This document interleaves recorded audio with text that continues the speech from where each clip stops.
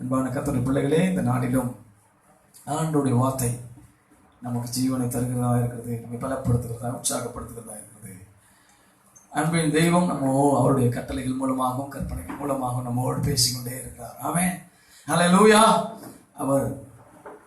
அவருடைய காலகட்டத்துக்கு ஏற்றார் போல அவருடைய வசனங்களை விளக்கி காண்பிக்கிறதுல அவரை போல ஒரு எளிமையான உற்சாகமான நமக்கு புரியும்படி சொல்லிக் கொடுக்கிற தேவன் வேற யாரும் இல்லவே இல்லை. இந்த நாட்களிலும் அவர் எல்லாருக்குள்ளும் அந்த வசனங்கள் வார்த்தைகள் போக வேண்டும் என்பதனால் மிக எளிமையாக அவருடைய பரிசுத்த ஆவியானவர் நம் மத்தியிலே திருவுளம் பற்றுகிறவராக இருக்கிறார். எனவே கர்த்தருடைய வார்த்தைக்கு நிறைய செல்ல போகிறோம். அதற்கு முன்பதாக அந்த அறிவிப்புகளை வாசிக்கிறேன். இடை நாட்கள் சந்திப்புகளுக்காக ஜெபியுங்கள்.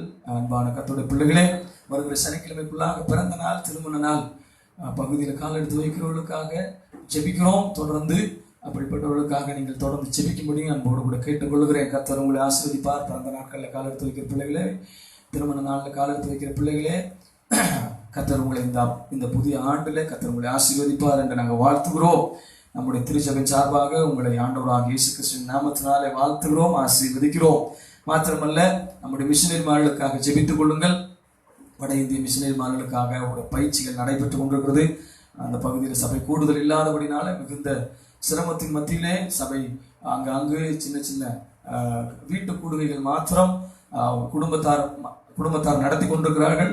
அது தொடர்ந்து அந்த கூடுகை மாத்திரமல்ல, டிசைபிள்ஸ் கூட்டமும் நடந்து கொண்டிருக்கிறது. இந்த ரெண்டுக்காகவும் நீங்கள் ஜெபிக்கும்படி கேட்டுக்கொள்கிறேன். அவருடைய தேவைகளை கர்த்தர் சந்திக்கும்படி ஜெபிக்கும்படி கேட்டுக்கொள்கிறேன். மாத்திரமல்ல, நம்முடைய ஊழியர்களுக்காகவும் நம்முடைய கிளை சபைகளுக்காகவும் நம்முடைய சுவிசேஷங்களுக்காகவும் நீங்கள் தொடர்ந்து ஜெபிக்கும்படி கேட்டுக்கொள்கிறேன். அவர்களுடைய மாதாந்திர உதவிகளை நாம் வரக்கூடிய நாட்களிலே நாளைய தினம் அல்லது நாளை மறுநாள் செலுத்த இருக்கிறோம். அதற்காக ஜெபியுங்கள். மிஷனரி காணிக்கைகள், தசமபாகங்கள் மற்றும் இந்த உதவி பொருட்கள் கிட்டத்தட்ட 675 பேருக்கு இந்த மாதத்தில் உதவி பொருட்கள் கொடுத்திருக்கிறோம். அந்த உதவி பொருட்கள் கொடுத்த யாவருக்கும் ஆண்டவராகிய இயேசு கிறிஸ்துவின் நாமத்தினாலே நன்றியை தெரிவித்துக் கொள்கிறேன். தொடர்ந்து உங்களுடைய ஜெபம் எங்களுக்கு அதிகமாக தேவை. நாங்களும் உங்களுக்காக ஜெபிக்கிறோம் என்பதை நாங்கள் உங்களுக்கு தெரிவித்துக் கொள்கிறோம். இந்த நாளிலும் கர்த்தருடைய வார்த்தைக்கு நேராக நாம் கடந்து சென்று போகிறோம். தொடர்ந்து ஒரு பகுதி வாசித்து நாம் ஜெபம் செய்வோம். 2 ராஜாக்களின் புஸ்தகம் 2ஆம் அதிகாரம். 2 ராஜாக்களின் புஸ்தகம் 2ஆம் அதிகாரம் 1ஆம் வசனத்திலிருந்து 12ஆம் வசனம் வரையிலும் வாசிக்க கேட்போமா? 2 ராஜாக்களின் புஸ்தகம் 2வது அதிகாரம். யாராவது ஒருவர் வாசிங்க. 2வது அதிகாரம் 1ஆம் வசனத்திலிருந்து 12ஆம் வசனம் மட்டும் நாம் வாசிக்க கேட்க போகிறோம். இந்த பகுதி மிகவும் கர்த்தர் எலியாவை சுழல் காற்றிலே பரலோகத்திற்கு எடுத்துக்கொள்ள போகிற போது எலியா எலிசாவோடே கூட கில்காலில் இருந்து புறப்பட்டு போனான். எலியா எலிசாவை நோக்கி, நீ இங்கே இரு, கர்த்தர் என்னை பெத்தேல் மட்டும் போக அனுப்புகிறார் என்றான். அதற்கு எலிசா, நான் உம்மை விடுகிறதில்லை என்று கர்த்தரின் ஜீவனையும் உம்முடைய ஜீவனையும் கொண்டு சொல்லுகிறேன் என்றான். அப்படியே இருவரும் பெத்தேலுக்கு போனார்கள். அப்பொழுது பெத்தேலில் இருந்த தீர்க்கதரிசிகளின் புத்திரர் எலிசாவினிடத்தில் வந்து, இன்றைக்கு கர்த்தர் உனக்கு தலைமையாய் இருக்கிற உன் எஜமானை உன்னை விட்டு எடுத்துக்கொள்வார் என்பது உனக்கு தெரியுமா என்றார்கள். அதற்கு அவன், எனக்கு தெரியும், சும்மா இருங்கள் என்றான். பின்பு எலியா அவனை நோக்கி, எலிசாவே, நீ இங்கே இரு, கர்த்தர் என்னை எரிகோ மட்டும் போக அனுப்புகிறார் என்றார். அதற்கு அவன், நான் உம்மை விடுகிறதில்லை என்று கர்த்தருடைய ஜீவனையும் உம்முடைய ஜீவனையும் கொண்டு சொல்லுகிறேன் என்றான். அப்படியே அவர்கள் எரிகோவுக்கு வந்தார்கள். எரிகோவில் இருந்த தீர்க்கதரிசிகளின் புத்திரர் எலிசாவினிடத்தில் வந்து, இன்றைக்கு கர்த்தர் உனக்கு தலைமையாய் இருக்கிற உன் எஜமானை உன்னை விட்டு எடுத்துக்கொள்வார் என்பது உனக்கு தெரியுமா என்றார். தெரியுமா என்று அவனை கேட்டார்கள். அதற்கு அவன், எனக்கு தெரியும், சும்மா இருங்கள் என்றான். பின்பு எலியா அவனை நோக்கி, நீ இங்கே இரு, கர்த்தர் என்னை யோர்தானுக்கு அனுப்புகிறார் என்றான்.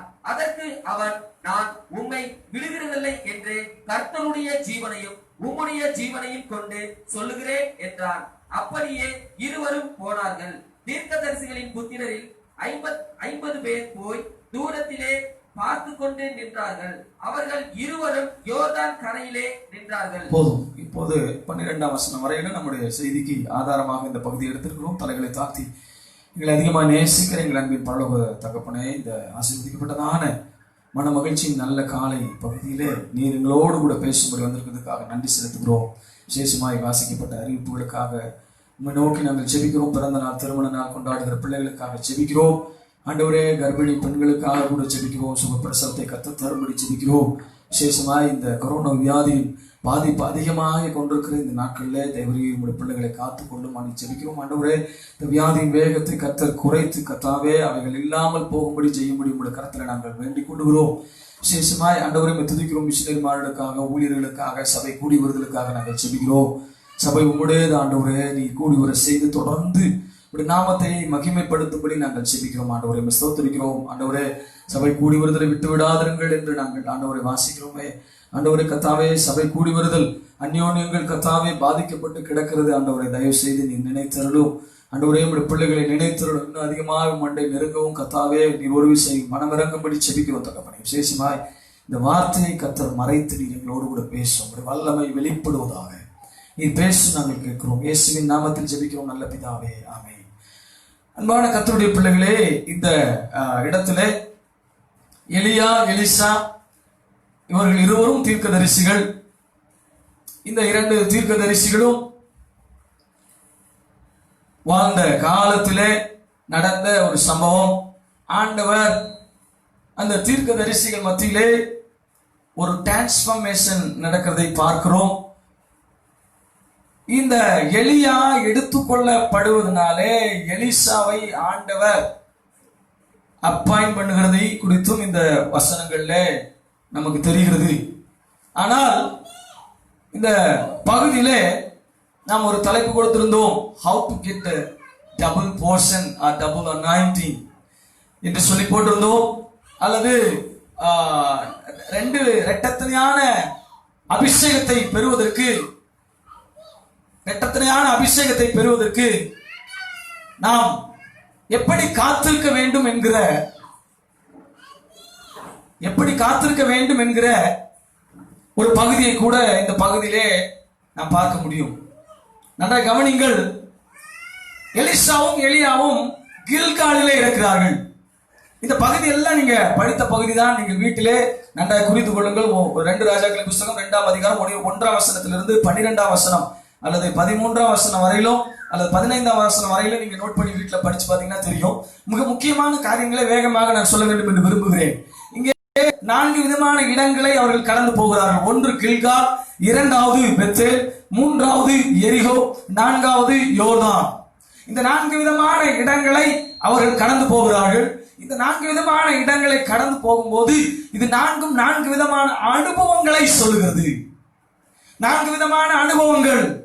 கில்கால் என்று சொன்னால், கில்கால் ஒரு நினைவு கல்லாக, நினைவிடமாக காணப்படுகிறது. நன்றாக கவனிங்கள்.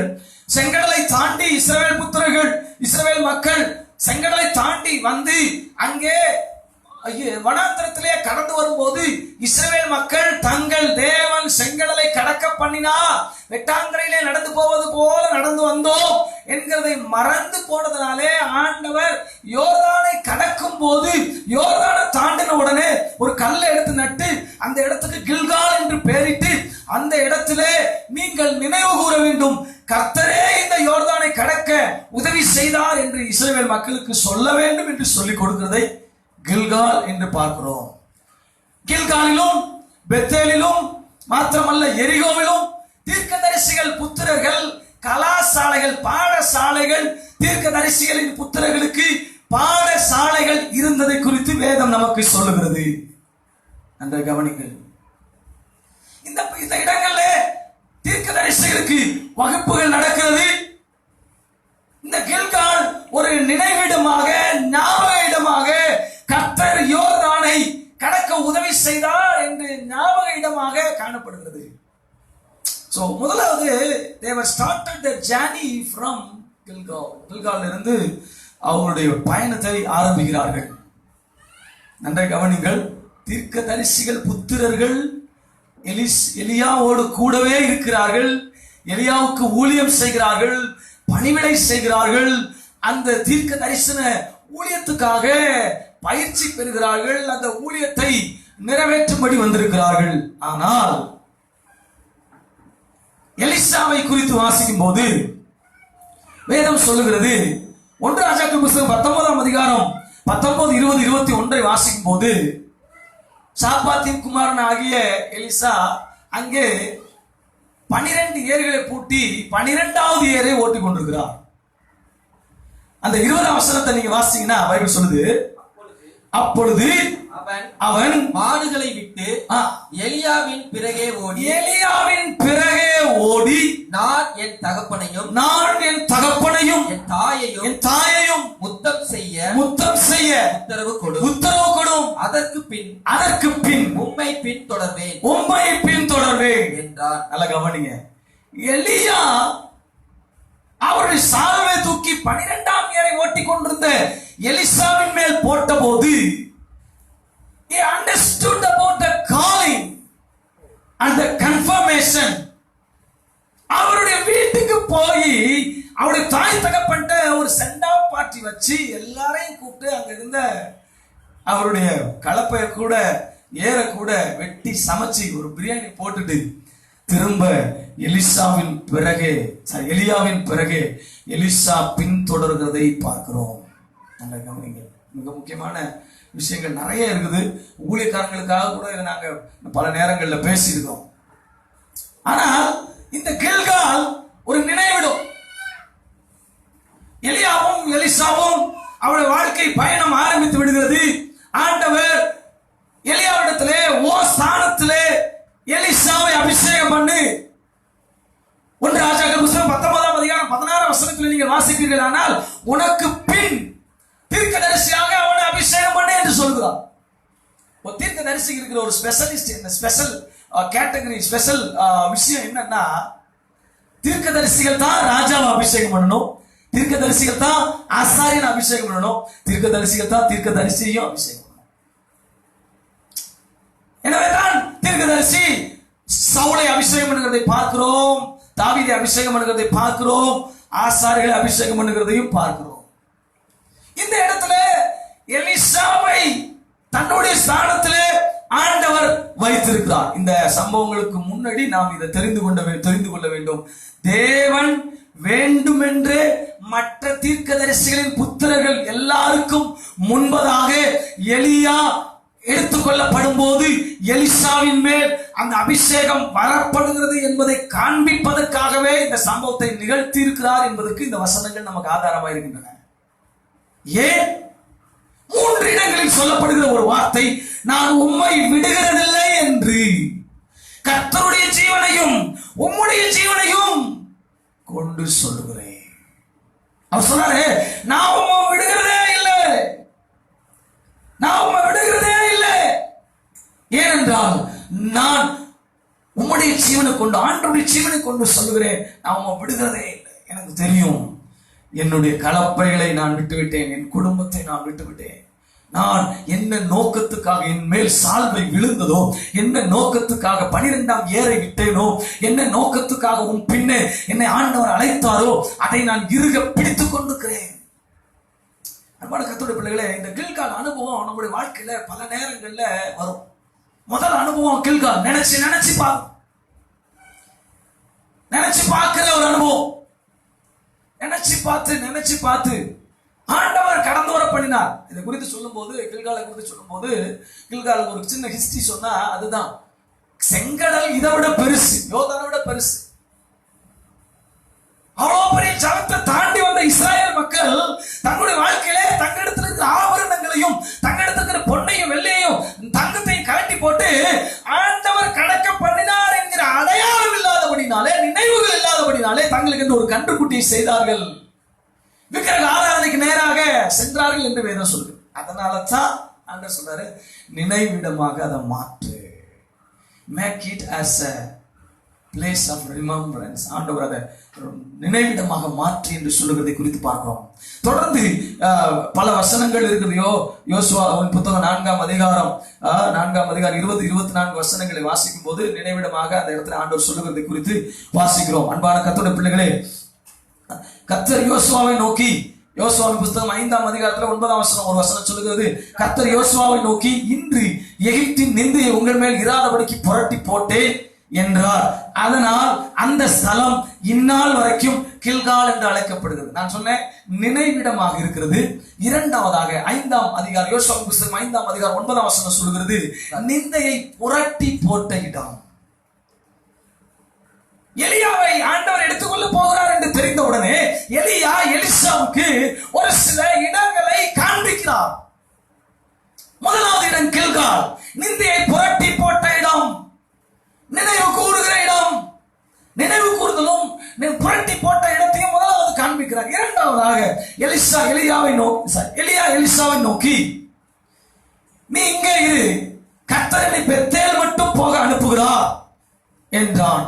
அதற்கு எலிசா, நான் உம்மை விடுகிறதில்லை என்று கர்த்தருடைய ஜீவனையும் உம்முடைய ஜீவனையும் கொண்டு சொல்லுகிறேன் என்றபடினாலே இருவரும் புறப்பட்டு பெத்தேலுக்கு போனார்கள். நல்ல கவனிங்க, இங்க முதல்ல கில்கால்ல அந்த நினைவு கூறுகிற அனுபவத்தையும் அவர் நிந்தைய புரட்டி போட்ட இடத்தையும் ஆண்டவர் சுற்றி காமிக்கிறாரு.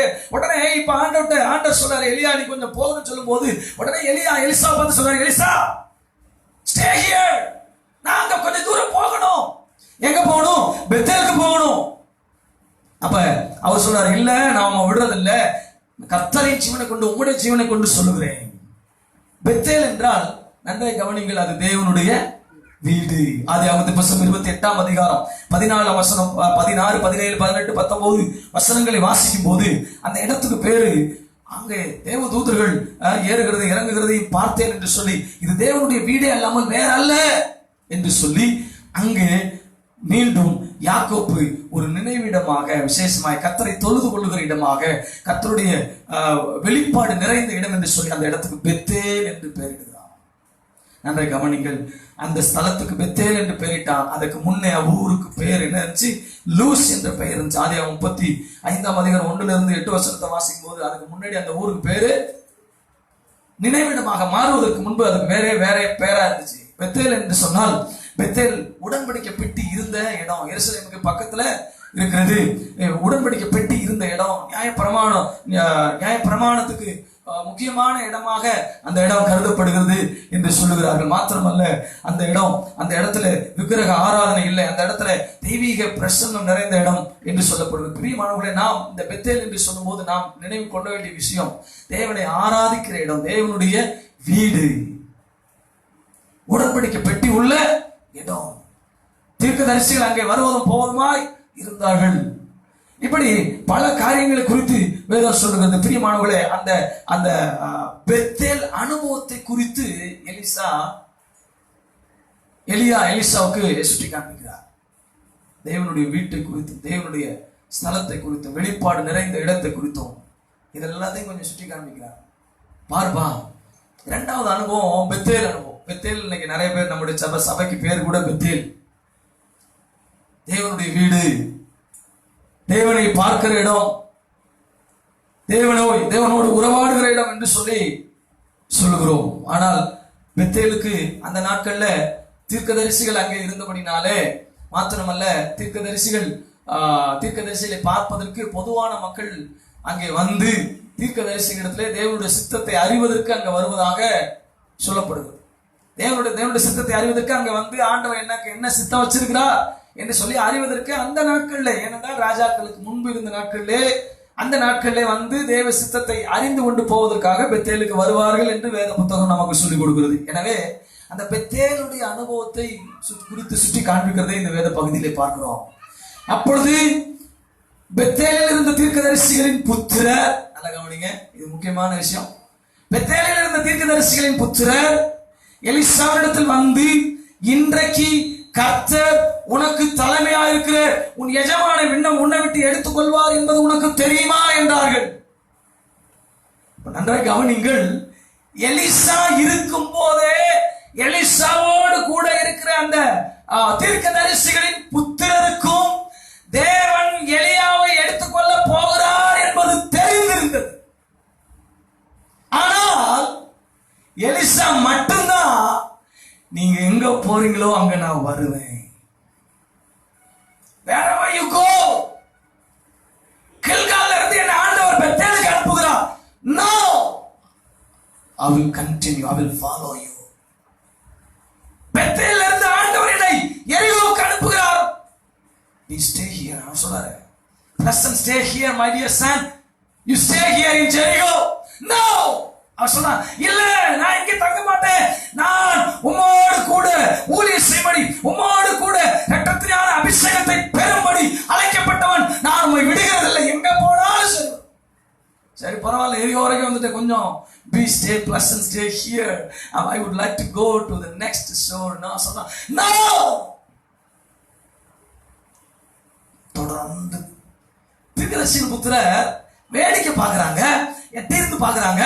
பார்க்கறது மாத்திரமல்ல, பெத்தேல்ல வரும்போது நான் கூட ஊழியத்துக்கு வந்த போது, பிரியமானவர்களே, என்னோட ஊழியத்துல வந்த போது, நான் ஊழியத்துக்கு வந்தப்ப என்னை ஆண்டவர் அழைச்சார், வசனம் என்னோடு கூட பேசினது.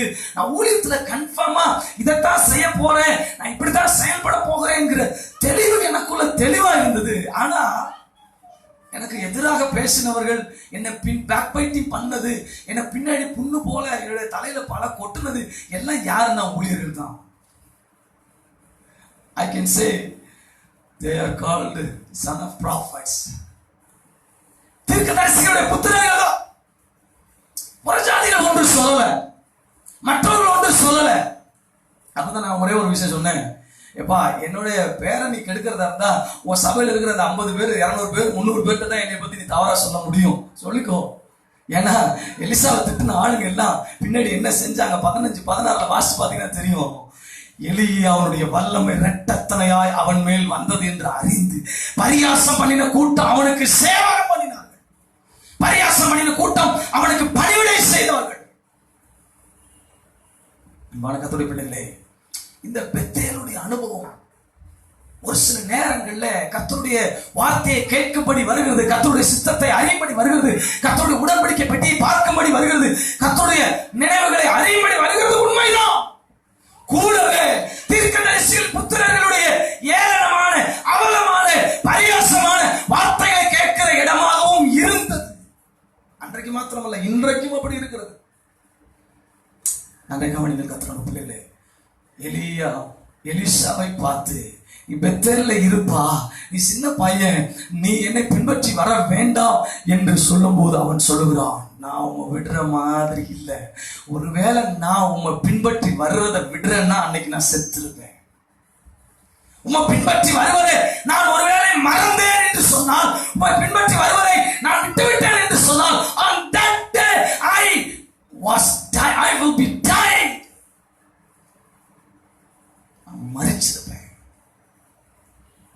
இரண்டாவது பெத்தேலுடைய அனுபவத்திலே தேவ சித்தத்தை அறிய வரது உண்மைதான், உடன்படிக்கை பெட்டி பார்க்க வரது, கர்த்தருடைய வார்த்தை கேட்க வரது உண்மைதான்.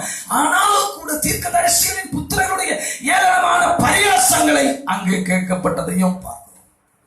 இந்த இரண்டாவது அனுபவத்தையும் கொஞ்சம் சுட்டி காமிக்கிறார். ஏப்பா, நான் எடுத்துக்கொள்ளப்பட போகிறேன், நீ நினைவிடத்தை மறந்து விடக் கூடாது, நிந்தைய புரட்டி போட்டதை மறந்து விடக் கூடாது, கர்த்தருடைய சித்தத்தை அறியறதை மறந்து விடக் கூடாது, கர்த்தருடைய நியாய பிரமாணத்தை, கர்த்தருடைய வார்த்தையை நீ மறந்து விடக் கூடாது, கர்த்தரை எப்போதும் நினைத்துக் கொள்ள வேண்டும். மாத்திரமல்ல, இங்கே பரியாசம் பண்ணுகிறவர்கள் இருப்பார்கள், ஏளனம் பண்ணுகிறவர்கள் இருப்பார்கள், இதையும் நீ மறந்து விடக் கூடாது.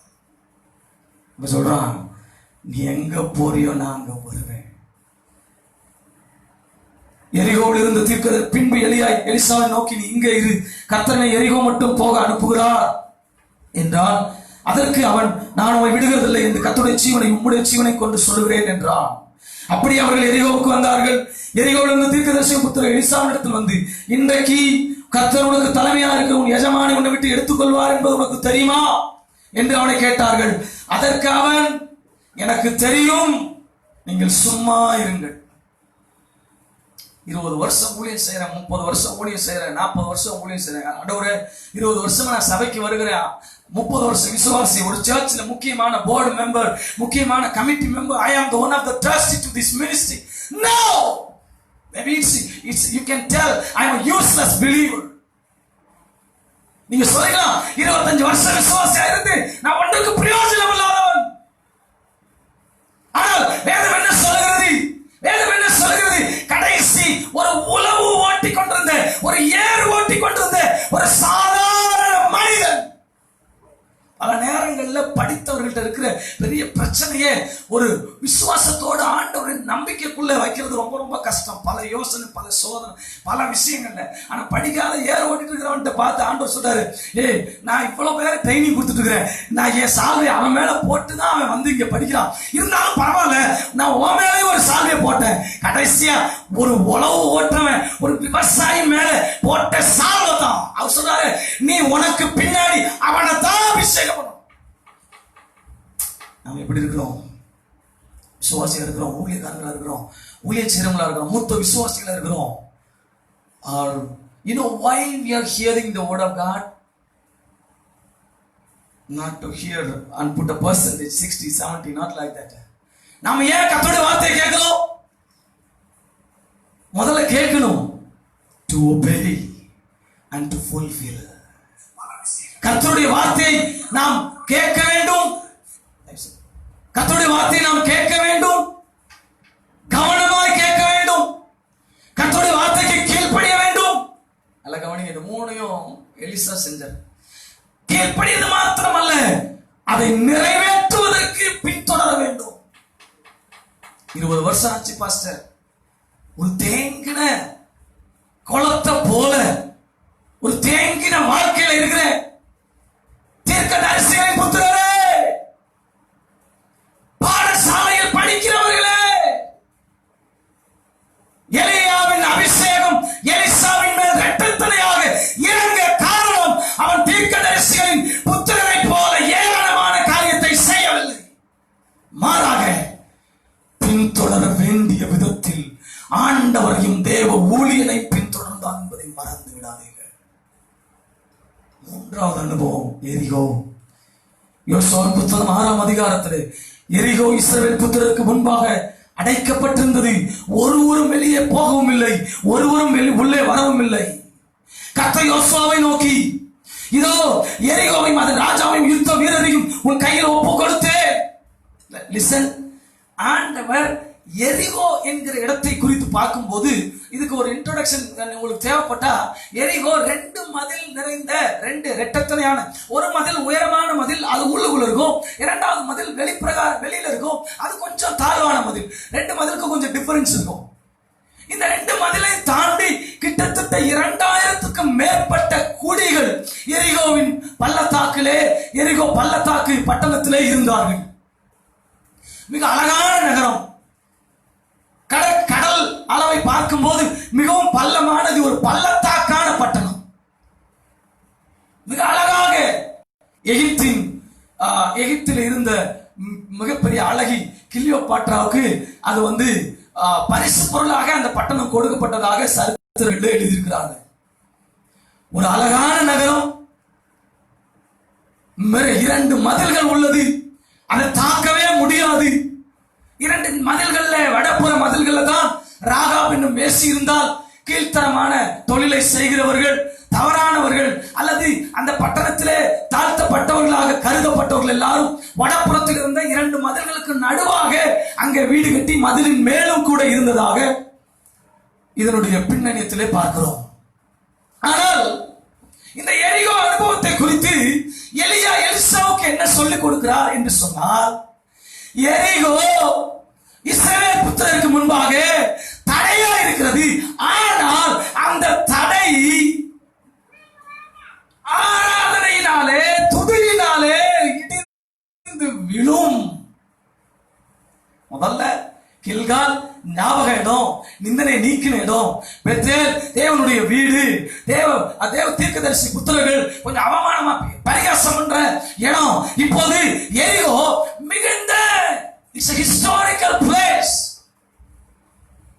very beautiful place, not only beautiful, very security place. மிகுந்த அந்த எகிப்தின் பிரமிடுகள் கட்டப்படுவதற்கு முன்னமே எரிகோவினுடைய அலங்கங்கள் கட்டப்பட்டதாக சரித்திரங்கள் சொல்கிறது. அப்ப மிகவும் பழமை வாய்ந்த ஒரு மதில். இது இந்த இடத்துல ஆண்டவர் எலிசாவுக்கு என்ன சொல்லி கொடுக்கிறார்? எப்பா, இது போல தடைகள் வரலாம். அங்கேயும் தீர்க்கதரிசி புத்திரர்கள் இருக்கிறார்கள். அந்த இடம் கூட நாளடைவில் யோசுவா அந்த இடத்தை சுட்டு போட்ட பிறகு, அந்த இடம் அக்கினிக்கு இரையாக்கப்பட்ட பிறகு இன்றைய வரைக்கும் 1 மீட்டர் தூரத்துக்கு சாம்பல் இருக்கிறதாக சொல்லுகிறார்கள். ஆனால் அந்த இடத்துல தீர்க்கதரிசி புத்திரர்கள் இருக்கிறார்கள். நினைவிடங்களில் எல்லாம் கர்த்தர் செஞ்ச மகத்தான காரியங்களை நினைத்து பார்த்து கர்த்தருடைய வழியில் பின்பற்றுவதற்கு பாடசாலைகள் அமைக்கப்பட்டிருந்தது குறித்து இந்த இடம் சொல்லுது. அந்த கவனிங்கள். இது போல தடை உன் வாழ்க்கையில வந்திருக்கலாம். நீ நினைச்சுக்கோ, இந்த தடையை உடைக்க ஆயுதங்களை நீ எடுக்கக்கூடாது. இந்த தடையை உடைக்க புல்டோசர் எடுக்கக்கூடாது, ஹிட்டாச் எடுக்கக்கூடாது. இந்த தடையை உடைக்க கடப்பாறைகள் எடுத்துக்கொண்டு போகக்கூடாது. You need anointing to break all the walls like Jericho. அபிஷேகம் ஒண்ணுதான் அட்ரஸ் இல்லாம போக, தடைகளை உடைக்க அபிஷேகம் ஒண்ணுதான் முடியும் என்பதை எலிசா கற்றுக்கொள்வதற்காக எலியா இங்கே சொல்லிக் கொடுக்கிறார். யுத்த புருஷராகி நீங்கள் அனைவரும் பட்டணத்தை சூழ்ந்து ஒரு தரம் சுற்றி வாருங்கள். என்ன செஞ்சாங்க? யோசுவா யுத்த புருஷராகிய எல்லாரையும் பார்த்து சொல்லுகிறார், ஒரு தடவை சுற்றி வாருங்கள். 2வது நாள் ஒரு தடவை சுற்றி வாருங்கள். 3வது நாள் ஒரு தடவை சுற்றி வாருங்கள். 6 நாள் இப்படி ஒரு தடவை சுற்றி வாருங்கள். 7வது நாளோ என்ன செய்யணும்? ஒரு தடவை 7 முறை அவர்கள் அந்த கொம்புகளினால் நெடுந்தொடியிடும் போது, நீங்கள் எக்கால சத்தத்தை கேட்கும் போது ஜனங்கள் எல்லாரும் மகா ஆரவாரத்தோடும் ஆர்ப்பரிக்க கடவர்கள். அப்பொழுது பட்டணத்தின் அலங்கம் இடிந்து விடும்.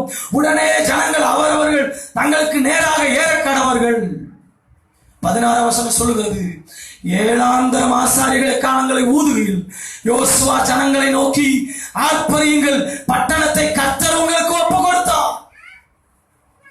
இதுவரையிலும் போராடி, இதுவரையிலும் வெட்டி கொலை செய்து சூறையாடி அபகரித்தார்கள் கர்த்தர் கொடுக்கிற ஆசீர்வாதத்தை. ஆனால் இந்த இடத்துல இவங்க கொஞ்சம் கம்முன்னு இருங்கன்னு சொல்றாரு. இந்த இடத்துல சொல்றாரு, முதல் நாள் ஒரு தடவை சுத்தி வா, 2வது நாள் 2 தடவை சுத்தி வா. இப்ப சொல்றாரு, இப்ப நல்லா கவனிங்க. இப்ப 7வது நாள் 7 முறை சுற்றி வந்து எக்காலத்தை மோதி ஆர்ப்பரித்து சத்தம் மிகுதியாகும் போது அலங்கம் முழுவதும் இடிந்து விழுந்தது. எல்லாரும் சுத்தரித்து விட்டு எரிகோவை கடந்து போனார். எரிகோ கலை, தேவனுடைய அபிஷேகம் உங்களுக்குள் இருந்து அவரை துதிக்கும் போது துதியினால் எரிகோ இடிந்து விழுந்தது போல உங்களுக்கு விரோதமாக இருக்கிற எல்லா எரிகோக்கள் போன்ற தடைகள் உங்கள் துதியினால் இடிந்து விழும். மறந்து விடக்கூடாது. பின்பு எலியா அவனை நோக்கி, நீ இங்கே இரு, கர்த்தர் என்னை யோர்தானுக்கு அனுப்புகிறார் என்றான். அதற்கு அவன், நான் உம்மை விடுகிறதில்லை, கர்த்தருடைய ஜீவனை உம்முடைய ஜீவனை கொண்டு சொல்லுகிற. 3rd time is telling, நான் உம்மை விடுகிறதில்லை. இந்த ஒரு விஷயத்துல நீங்க நல்லா புரிஞ்சுக்கணும். இந்த 3 இடத்திலும் தீர்க்கதரிசிகள் புத்திரர்கள் இருக்கிறார்கள். 3 இடத்துல எலியா இருக்கிறார், 3 இடத்துல எலிசா இருக்கிறார். ஆனால் வேதம் என்ன சொல்லுகிறது? எலியா எலிசாவிடத்திலே சொல்லும் போது எலிசா சொல்லுகிற ஒரே ஒரு விஷயம், நான் என்ன நோக்கத்துக்காக அழைக்கப்பட்டிருக்கிறேன், நான் என்ன காரியத்துக்காக ரட்சிக்கப்பட்டிருக்கிறேன், என்ன நோக்கத்துக்காக நான் சபைக்குள் வந்திருக்கிறேன், அதை நான் மறக்கவே கூடாது. எனக்கு இதை சொல்லும் போது ஒரு ஞாபகம் வருவது, அது ஒரு பெரிய செய்தி. தானியேலுக்கு விரோதமாக அங்கே நேபுகாத் நேச்சாருடைய மக்கள் பொறிச்சிலேயே செய்து வைக்கிறார்கள். அப்போது தானியேல் சொல்லுகிறான், சாத்ராக் மேஷாக் ஆபேத்நேகோ என்பவர்கள் தானியேல் அந்த நேபுகாத் நேச்சாருக்கு சொல்லுகிற வார்த்தை என்னவென்றால், நேபுகாத் நேச்சாரே, 3ஆம் அதிகாரத்தில் நீங்கள் வாசிக்கும் போது அங்கே சொல்லப்பட்டிருக்கிறது, நேபுகாத் நேச்சாரே, எங்கள் தேவன் சாத்ராக் மேஷாக் ஆபேத்நேகோ என்பவர்கள் ராஜாவை நோக்கி, நேபுகாத் நேச்சாரே, இந்த காரியத்தை குறித்து உமக்கு உத்தரவு சொல்ல எங்களுக்கு அவசியமில்லை. நாங்கள் ஆராதிக்கிற எங்கள் தேவனை பின்பற்றுவதை குறித்து யாருக்கும் அவசியம் இல்லை. எங்கள் தேவனை நாங்கள் பின்பற்றுவதை குறித்து உத்தரவு சொல்ல யாருக்கும் அவசியம் இல்லை. அது எங்களுடைய சுய விருப்பம். We are also living in the democratic country. நமக்கு கூட ஒரு சுதந்திரம் இந்த வீட்டில் இருக்கிறது. இந்தியா கூட இறையாண்மை, பொது இறையாண்மையிலே நாம் யாரை தேர்ந்தெடுக்கிறோம், யாரை தொழுது கொள்கிறோம் என்கிற இறையாண்மையின் கட்டமைப்பில் நாம் இருக்கிறோம். நாம் தொழுது கொள்ளும் முறைகள், தொழுது கொள்ளும் தெய்வம் எல்லாம் நமக்கு சுதந்திரமாக கொடுக்கப்பட்டிருக்குது. இந்தியா நாம் அவரவர்கள் அவர்களுடைய தெய்வத்தை சுதந்திரமாக வழிபடுவதற்கும் பின்பற்றுவதற்கும் சுதந்திரமாக அறிவிக்கப்பட்ட ஒரு நாடு என்பதை குறித்து நான் கற்றுக்கொள்ள நினைக்கிறேன். சொல்றாங்க, எங்கள் தேவனைகளை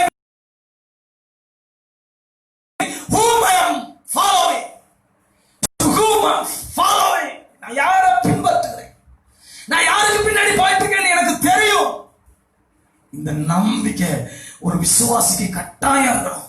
நான் யாரை பின்பற்றுகிறேன், நான் எப்படி பின்பற்றுகிறேன், எந்த இடத்துல அழைக்கப்பட்டேன், நான் எங்க போய் முடிக்க போகிறேன்.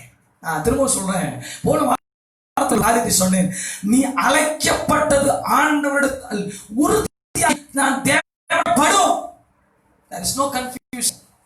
இங்கே அழைத்து எலிசா ஓடிட்டு வருகிறான். இதுக்கு முன்னாடி தானியேல் சொல்றா, சாத்ராக் மேஷாக் ஆபத்நேகோ இவங்க சொல்றாங்க, கர்த்தர் எங்களை விடுவிப்பா. அப்படி விடுவிக்காட்டி பரவாயில்ல, நீங்க நிறுத்தின பொற்சிலை நாங்க என்ன செய்ய மாட்டோம், வணங்க மாட்டோம். நீங்க சொல்ற விக்கிரக ஆராதனை நாங்க என்ன செய்ய மாட்டோம், என்ன நேர்ந்தாலும் சரி. அன்பான கர்த்தருடைய பிள்ளைகளே, நீங்க சாதாரண தீர்க்கதரிசிகள் புத்திரர்களை போல இருக்கிறீங்களா, இல்ல இந்த எலிசாவை போல இருக்கிறீங்களா? ஏன் ரத்தத்திலையாம் நம்ம அடிக்கடி சொல்லுவோம், ஆண்டவரே சுழல் காட்டிலே எலியாவை எடுத்துக்கொள்வாது எலிசாவின் மேல் ரத்தத்திலையான வல்லமை இறங்குச்சு, அந்த வல்லமை எனக்கு வேணும். அதுக்கு நான் என்ன விளைக்கிறேன் செலுத்துகிறேன், அதுக்கு நான் என்ன செய்கிறேன்,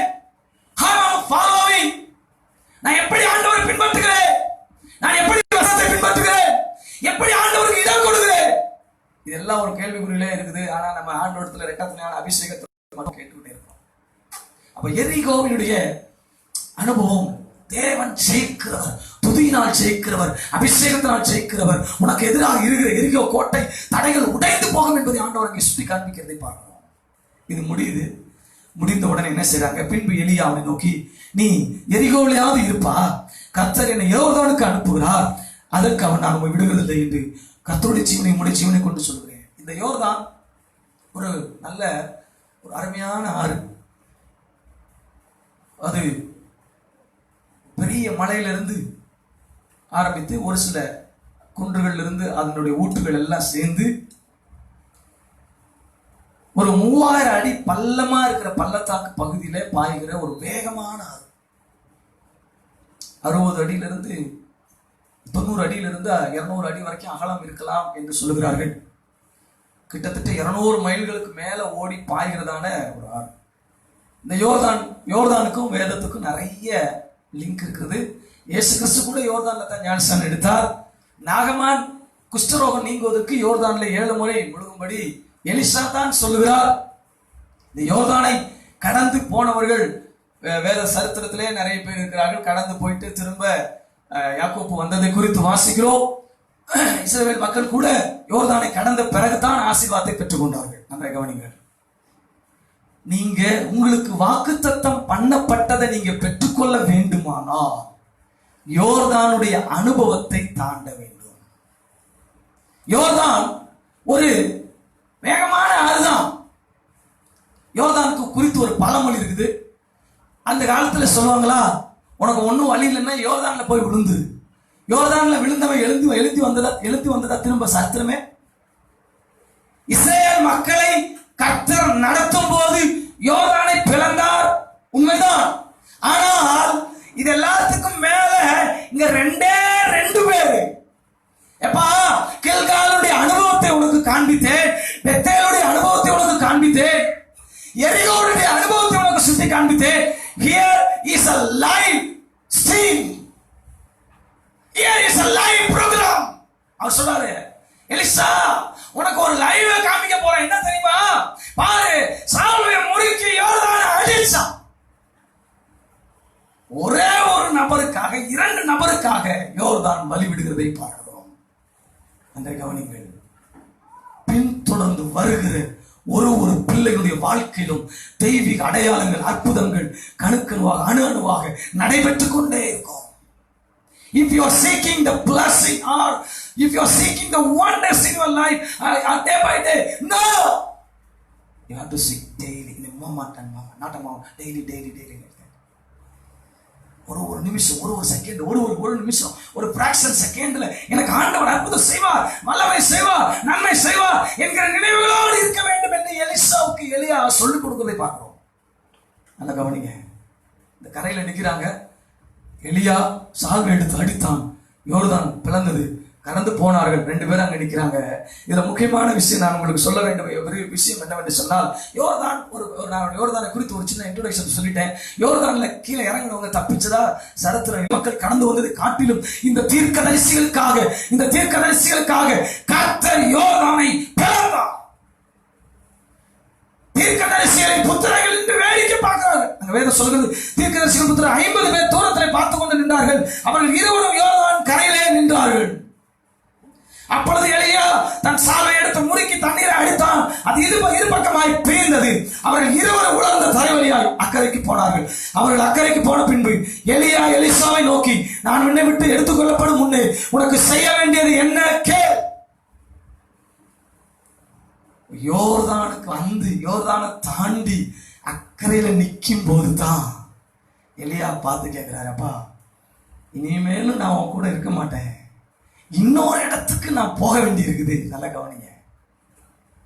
அந்த டிரான்ஸ்ஃபார்மேஷன், அங்கிருந்து அபிஷேகம், அந்த மாறக்கூடிய ஒரு காட்சி, மிக அருமையான காட்சி. சொல்றாரு, இன்னொரு இடத்துக்கு நான் போக போறேன், நீ அங்க வரக்கூடாது, உனக்கு இங்க வேலை இருக்குது, என்னை அவரு கூப்பிடாரு, நான் அங்க போறேன். ஆனா நான் போறதுக்கு முன்னாடி உனக்கு என்ன வேணும் கேளு, நான் அதை கொடுத்துட்டு போறேன். அவன் திரும்ப நீ எங்க போறியோ அங்க நான் வந்துருவேன்னு இவன் சொல்லிடுவானா என்பதற்காக ஒரு தடுத்து ஒரு ஃபுல் ஸ்டாப் வச்சு சொல்றாரு, stop your docking, ask what you need. அவன் சொல்றான், அதற்கு எலிசா உம்மிடத்தில் உள்ள ஆவியின் வரம் எனக்கு ரெட்டிப்பாய் கிடைக்கும்படி வேண்டுகிறேன் என்றான். அதற்கு அவன், அரிதான காரியத்தை கேட்டாய். நல்ல கவனிங்க. கேட்கும் போது கூட, ஆண்டோட கேட்கும் போது கூட சாதாரணமா ஆண்டவரே ஒரு பிரெட் கொடு, ரொட்டி கொடு, முட்டை கொடு, உலகத்துக்கு ஏற்றதை கொடுன்னு கேட்டக்கூடாது.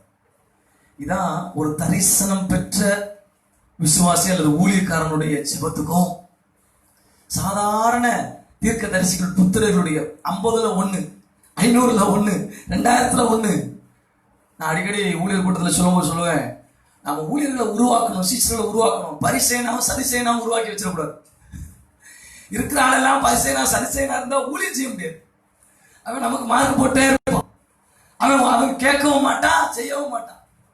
என்கிட்ட 2000 இருக்குது, 2000 ஆட்டுக்குட்டியா இருக்கணும், அது பண்ணி குட்டியா இருக்க கூடாது.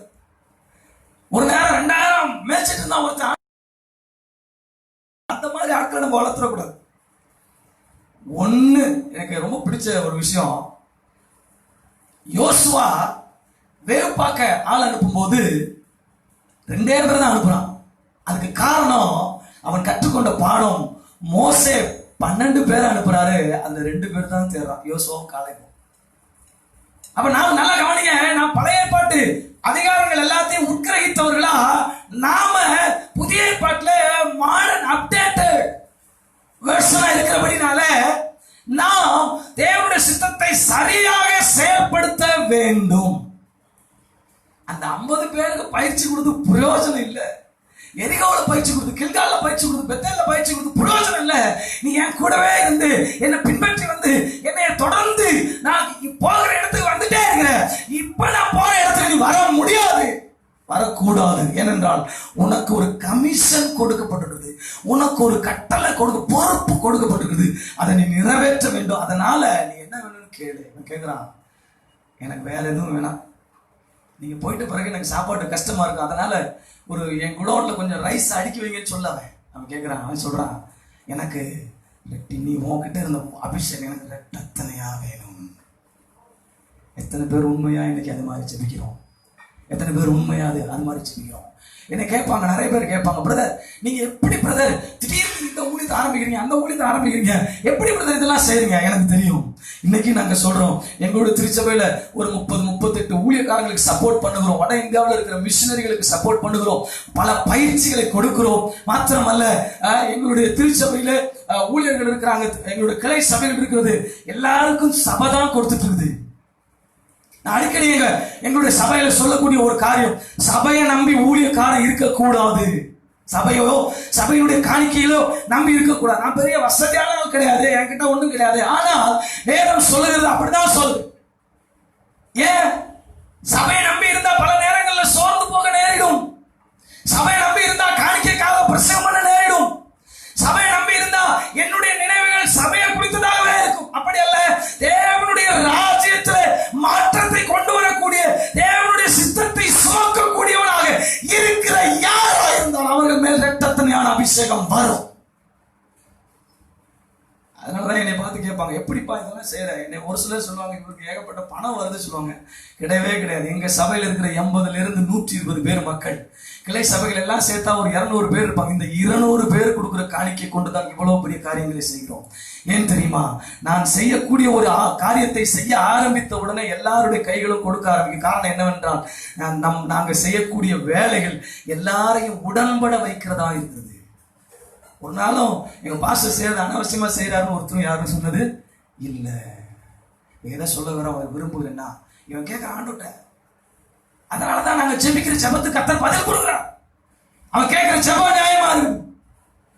அவனுக்காக கேட்கல, சீரளமான ஜெபம் இல்ல, ஏதோ ஒரு நோக்கத்துக்காக கேட்கல, பெரிய வர வேண்டும் என்று கேட்கவில்லை, பிரபலத்துக்காக கேட்கவில்லை. தன்னை ஒடுக்கி தன் அழைப்பை புரிந்து தன் அர்ப்பணிப்பை புரிந்து அவன் சாவுடைய போட்டு அந்த நாள்ல இருந்து இதுவரையிலும் உண்மை உத்தமமா இருக்கிறான். எலியாவை பார்த்து சொல்கிறார், நீ ரொம்ப கஷ்டமானதை கேட்டப்பா. எலியாவுக்கே தோணுது ஒரு ஜெபம் ரொம்ப கஷ்டமானது. You asked very hard thing. சொல்ற ரொம்ப கஷ்டமானதை கேட்டடா, ரொம்ப கஷ்டமானதை கேட்டேன். ஆனா உனக்கு ஒரு கண்டிஷன் என்ன தெரியுமா? நல்ல கவனிங்க, என்ன தெரியுமா? நான் எடுத்துக்கொள்ளப்படும் போது என்னைய பார்த்துட்டே இருந்தா அது கிடைக்கும். என்னை பார்த்துட்டே இருந்தா அது கிடைக்கும். திரும்பவும் சொல்றேன், அன்பான கர்த்தருடைய பிள்ளைகளே, நான் என்றைக்கு ஆண்டவரால் அழைக்கப்பட்டேனோ அன்றையில இருந்து இதுவரையிலும் நான் பார்க்க வேண்டிய ஒன்றே ஒன்று அவரை மாத்திரம்தான். ஏனென்றால் இதை சூழ்நிலைகள் மாறும், நினைவிடங்கள் மாறும், தீர்க்கதரிசிகள் முத்திரைகள் ஏகமாய் பேசுவார்கள், இதெல்லாம் உண்மைதான். ஆனா உனக்கு தேவை எது? உனக்கு தேவை எது? உன்னுடைய நீட் என்ன? உன்னுடைய வாண்டட் என்ன? நீ எதற்காக அழைக்கப்பட்டிருக்கிறாய்? நீ என்ன செய்ய வேண்டும் என்கிற இந்த விஷயத்துல நீ தெளிவா இருந்தால் போதும். உன்னை விட வேறொரு ஆண்டவருக்கு தேவை இல்லை. நீ யார் என்பதை புரிந்து கொண்டால், என்ன நோக்கத்துக்காக அழைக்கப்பட்டிருக்கிறேன் என்பதை புரிந்து கொண்டு ஆண்டவரை பின்பற்றுவாயானால் உன்னை விட வேறொருத்தர் ஆண்டவருக்கு தேவையே இல்லை. நான் எப்பயுமே ஆண்டோட ஜெபம் பண்ணும்போது அதான் சொல்லுவேன், என் சித்தம் அல்ல ஆண்டவர், உங்களுடைய சித்தம் எங்க வாழ்க்கையில நிறைவேறணும். என்னுடைய விருப்பம் இல்ல ஆண்டவர், உங்களுடைய விருப்பம் தான் என் வாழ்க்கையில நிறைவேறணும். உடனே நடந்தது என்ன தெரியுமா? பின்பு அவர்கள் பேசிக்கொண்டு நடந்து போகையில் இதோ அக்கினி ரதமும் அக்கினி குதிரைகளும் அவர்கள் நடுவாக வந்து இருவரையும் பிரித்தது. எலியா சுழல் காற்றிலே பரலோகத்துக்கு ஏறி போனான். அதை எலிசா கண்டு, எலிசா அழுறான். ஒரு தீர்க்கதரிசிக்கும் ஒரு அவருக்கு பணிவிடை செய்த இளம் தீர்க்கதரிசிக்கும் உள்ள தொடர்பு பாருங்க. என் தகப்பனே, இஸ்ரவேலுக்கு ரதமும் குதிரை வீரருமா இருந்தவரே, இஸ்ரவேல் மக்களுக்கு ஆபத்து வரும்போது எதிரிகளுடைய கண்களை கட்டி அவர்களை சுத்த விட்டவரே, இஸ்ரவேலுக்கு ரதமும் குதிரை வீரருமா இருந்தவரே என்று புலம்பினான். அப்புறம் அவன் காணாமல் தன் வஸ்திரங்களை இரண்டாக கிழித்தான். பின்பு எலியாவின் மேலிருந்து விழுந்த சால்வை எடுத்து திரும்ப யோர்தான் கரையிலே நின்று. இந்த பின்பற்றி வரக்கூடிய ஒரு விஷயம் இந்த இடத்தோட முடியுது. நல்ல கவனிங்க, பின்பற்றி வருகிறான். எலியா எடுத்து கொள்ளப்பட்டாயிட்டு அவன் மேல இருந்த சால்வை விழுகுது. கிழிச்சிட்டாலும் துக்கம் தாங்காம.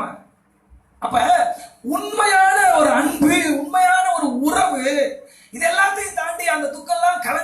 உடனே அந்த சால்வை எடுக்கிறான், திரும்பி வருகிறான். திரும்ப நல்லா கவனிங்க. எலியா செய்த கடைசி அற்புதத்தை எலிசா முதலில் செய்து தன் ஊழியத்தை ஆரம்பித்தார். That's the great thing. Elisha முதல் அற்புதம், எலியாவுடைய கடைசி அற்புதம். இவன் சால்வை முறுக்கி ஓங்கி அடித்தான். உடனே எல்லா தீர்க்கதரிசிகள் புத்திரர் அந்த கரையில இருந்து இந்த கரையில என்ன நடந்து கொண்டிருக்கிறது பார்த்து கொண்டே இருக்கிறார்கள். வேதம் சொல்லுகிறது, அவர்கள் பார்த்து கொண்டே இருக்கிறார்கள். அவருடைய கண்களுக்கு அக்கினி ரதம் மறைக்கப்பட்டது, அவருடைய கண்களுக்கு அக்கினி குதிரைகள் மறைக்கப்பட்டது. அவருடைய தரிசன கண்கள் மனிதனை மாத்திரம் பார்த்தது. எலிசாவின் கண்கள்ல மாத்திரம் தான் தெரிஞ்சிச்சு எலியா எடுத்துக்கொள்ளப்படுறதோ, எலியாவுடைய சால்வை மேல இருந்து கீழே விடுறதோ.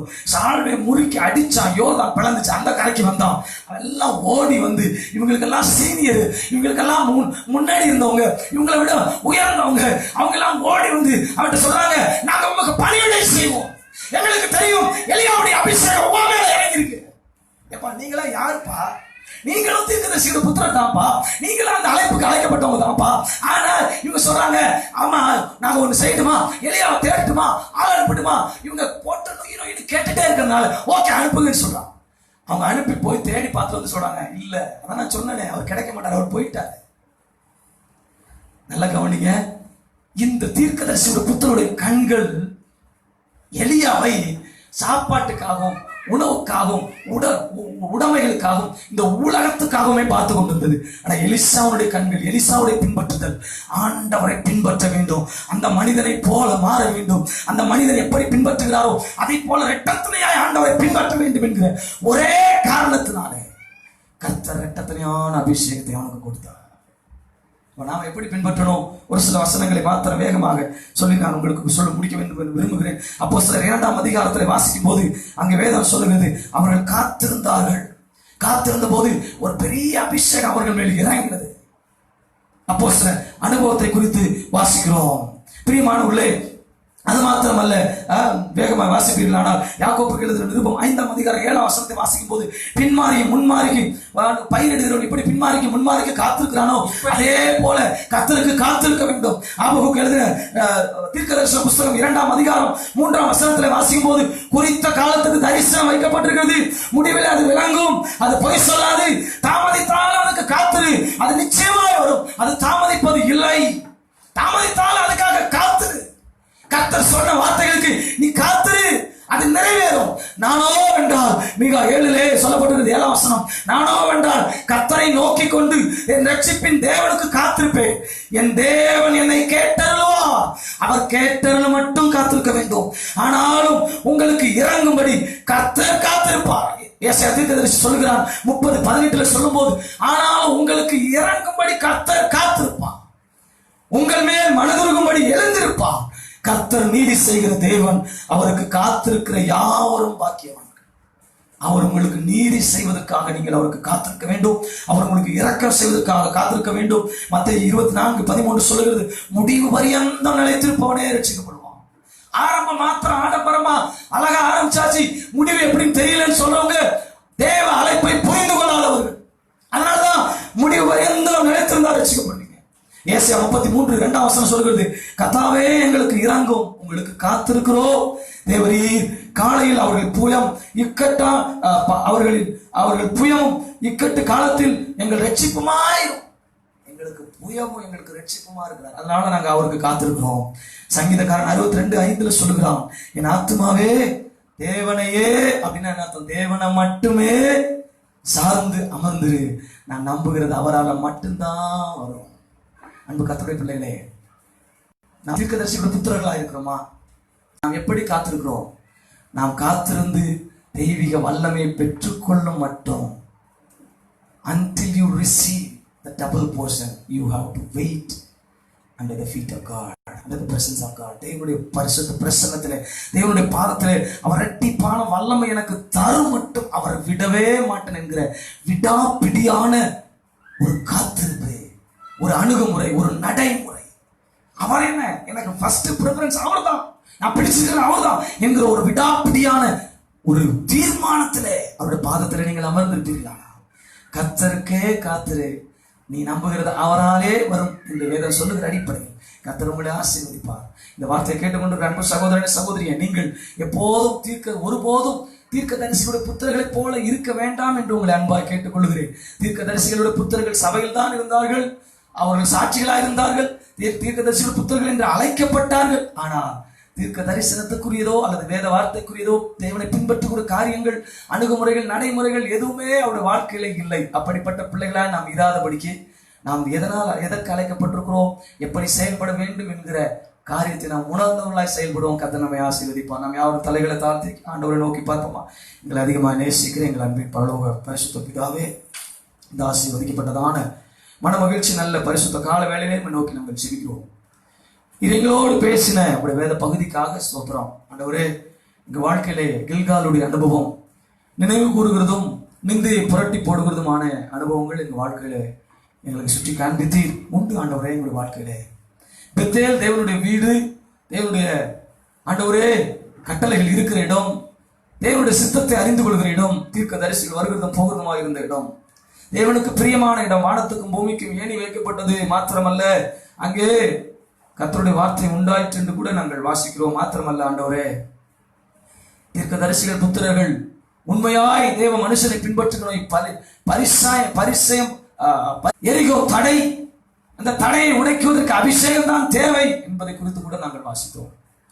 யோர்தான் ஒரு மரண ஆறு, யோர்தான் கடக்குவதற்கு நேரடியாக தேவன் எலிசாவுக்கு பயிற்சி கொடுத்தீர் என்று நாங்கள் கற்றுக்கொண்டோம். இது எல்லாத்தையும் தாண்டி நீர் எங்கே போனாலும் நான் உம்மை பின்பற்றி வருவேன் என்று, தேவனுடைய கர்த்தருடைய ஜீவனை கொண்டு உம்முடைய ஜீவனை கொண்டு சொல்கிறேன் என்று எலிசா கடைசி வரைக்கும் பின்பற்றி வந்தான். இதற்கு பிறகு என்னை பின்பற்ற முடியாது என்று அறிந்த ஒரு நல்ல தலைவன் தன்னுடைய வேலையாளுக்கு, பணியாளுக்கு, சீசனுக்கு தன்னிடத்தில் இருந்த இரட்டத்தனையான அபிஷேகம் கிடைப்பதற்கு வழியை சொல்லிக் கொடுத்து போன ஒரு நல்ல தலைவனை குறித்து நாங்கள் வாசித்தோம். அதை பெற்றுக்கொண்டு தெய்வ சித்தத்தை நிறைவேற்றி ஆண்டவரே, எலியா செய்ததை காட்டில இரட்டத்தனையான மகிமையான ஊழியத்தை செய்து முடித்து கடந்து சென்ற எலிசாவை குறித்து நாங்கள் பார்த்தோம். எங்களுடைய வாழ்க்கை நாங்கள் ஒரு விஷயம் நினைவு கூறுகிறோம். தீர்க்கதரிசிகளின் புத்திரர்களைப் போல அநேக நாட்களில் நாங்கள் இருந்திருக்கிறோம். இனி அப்படி இருக்கக்கூடாது. எலிசாவை போல நாங்கள் மாற வேண்டும், மாறுவதற்கு உம்மை பின்பற்ற வேண்டும் என்று நாங்கள் அறிந்து கொண்டிருக்கிறோம்.